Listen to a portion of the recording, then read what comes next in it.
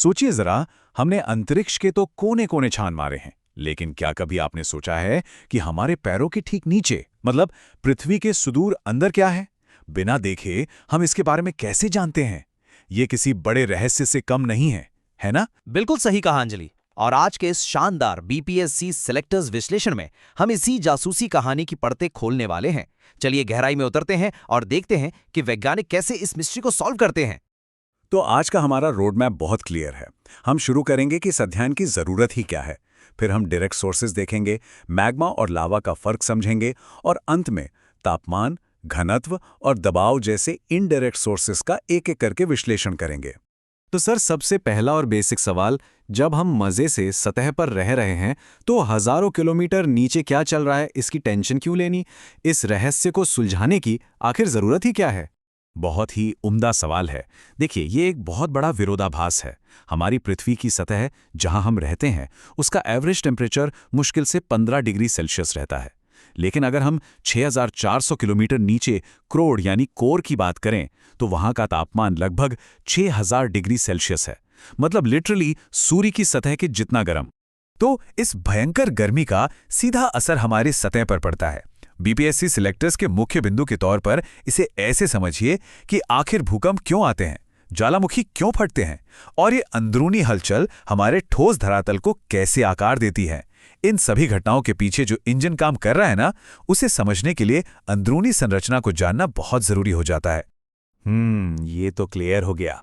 लेकिन सर, अगर हम सीधे सीधे बात करें तो इंसान असल में पृथ्वी के अंदर कितनी गहराई तक जा पाया है?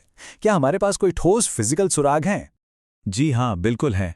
मुख्य रूप से हमारे पास 3 डायरेक्ट तरीके हैं जिनसे हमने अंदर के पदार्थों को छुआ या देखा है।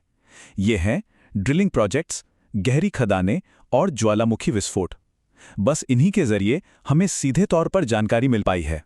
लेकिन सर, मैंने पढ़ा है कि दुनिया का जो सबसे गहरा ड्रिलिंग प्रोजेक्ट था ना, रूस का कोला ड्रिलिंग प्रोजेक्ट, वो भी सिर्फ 12 से 15 किलोमीटर की गहराई तक ही जा पाया। 6400 किलोमीटर के सामने 15 किलोमीटर, ये तो कुछ भी नहीं है।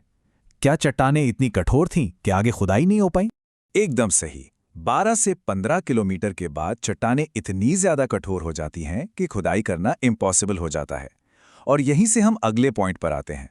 अगर हम दक्षिण अफ्रीका की ट्रांसवाल सोने की खदानों को देखें तो वहां काम करने वाले खनिकों को एक बहुत ही पसीने छुड़ा देने वाला प्रूफ मिलता है। जैसे जैसे आप नीचे जाएंगे, गर्मी असहनीय होती जाती है। ये सीधा सीधा साबित करता है कि गहराई के साथ पृथ्वी का तापमान बहुत तेजी से बढ़ता है। अच्छा, तो इसका मतलब है कि हम मशीनों से बहुत नीचे नहीं जा सकते। फिर तो ज्वालामुखी ही इकलौते ऐसे डायरेक्ट सोर्स बचते हैं जो बहुत गहराई से मटेरियल को सीधे सतह तक ले आते हैं, राइट? बिल्कुल सही पकड़ा आपने। और यहाँ पर एक बहुत ही इंपॉर्टेंट कॉन्सेप्ट है जो हर एस्पिरेंट को पता होना चाहिए: मैग्मा और लावा के बीच का एग्जैक्ट अंतर। देखिए, जब तक पिघला हुआ पदार्थ पृथ्वी के अंदर फंसा रहता है तब तक उसे मैग्मा कहते हैं। लेकिन जैसे ही ज्वालामुखी फटता है और वही पिघला हुआ पदार्थ बाहर सतह पर आ जाता है तो उसे लावा कहा जाता है। और जब हमारे वैज्ञानिक इस लावा की स्टडी करते हैं ना, तो ये समझ लीजिए कि ये सीधे पृथ्वी के अंदर से आया हुआ एक मैसेज है। लगभग 4000 डिग्री सेल्सियस के तापमान वाला ये लावा चीख चीख कर बताता है कि अंदर अत्यधिक गर्मी है और पिघला हुआ पदार्थ मौजूद है। और हाँ, ये अपने साथ भारी खनिजों को भी लाता है, जिससे हमें पता चलता है कि पृथ्वी के अंदर लोहा और निकेल बहुत प्रचुर मात्रा में मौजूद हैं। ये तो सच में कमाल है। लेकिन सर, चूंकि हम कोर तक ड्रिल नहीं कर सकते और लावा भी एक लिमिट तक ही गहराई से आता है, तो एकदम सेंटर में क्या है, ये कैसे पता चला? मतलब अब हमें फिजिक्स के इनडायरेक्ट सोर्सेज की मदद लेनी होगी? जी हाँ अंजलि, और यहीं से हमारे वैज्ञानिक एक असली डिटेक्टिव की तरह काम करते हैं। चलिए सबसे पहले डेंसिटी यानी घनत्व की बात करते हैं। घनत्व का सीधा सा मतलब है किसी भी चीज के अंदर उसके कणों की व्यवस्था। अगर कण बहुत पास पास हैं तो घनत्व ज्यादा होगा। और आपको जानकर हैरानी होगी कि सतह के मुकाबले पृथ्वी के कोर का घनत्व बहुत ही ज्यादा है। अब जरा इस डेंसिटी की चेन रिएक्शन को समझिए। होता क्या है कि ऊपरी परतों का भारी वजन लगातार नीचे की ओर एक जबरदस्त प्रेशर बनाता है। इस भारी दबाव की वजह से अंदर मौजूद कणों को एक दूसरे के बहुत करीब आना पड़ता है। उनके बीच की खाली जगह एकदम खत्म हो जाती है और बस इसी भारी दबाव के कारण क्रोड की चट्टानें अविश्वसनीय रूप से कठोर हो जाती हैं और उनका घनत्व सबसे ज्यादा हो जाता है।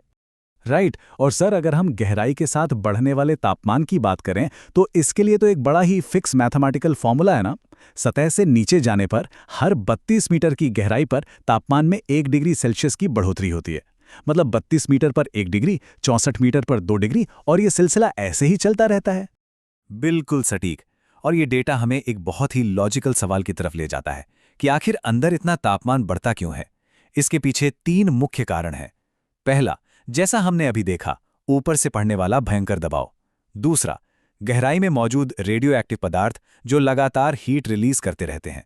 और तीसरा कारण है पृथ्वी के निर्माण के समय की वो पुरानी फंसी हुई गर्मी जो आज भी केंद्र से बाहर निकलने की कोशिश कर रही है। ओके सर, अब हम इस पूरी जासूसी कहानी के सबसे बड़े और फाइनल सस्पेंस पर आते हैं। अगर कोर का टेम्परेचर 6000 डिग्री सेल्सियस है, जो किसी भी चीज को पिघलाने के लिए काफी है, तो फिर पृथ्वी का पूरा सेंटर एक उबलता हुआ तरल क्यों नहीं है? वो ठोस कैसे रह सकता है? यही तो विज्ञान का असली मैजिक है अंजलि।